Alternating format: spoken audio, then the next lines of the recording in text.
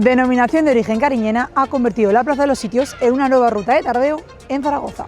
Son 4 cócteles elaborados por Borja Insa con garnacha nueva cariñena. Estarán unas semanas aquí y también en varios locales, así que vamos a descubrir algunos.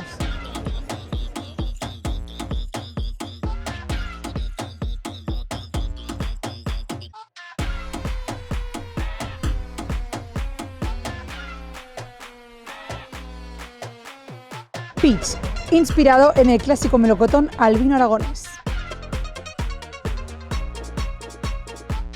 El cóctel Apple, muy ligero y con ese toque a manzana que entra solo.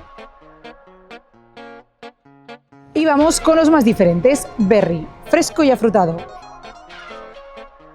Y Lichi, con su sabor exótico y dulzón.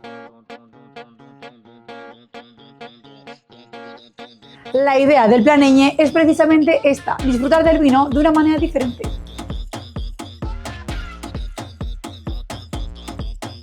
Y recuerda, tienes hasta el 7 de junio para venir a probar a la Plaza de los Sitios los Cariñena Spirits. Buena ubicación, un sabor diferente, así que no te lo cuente.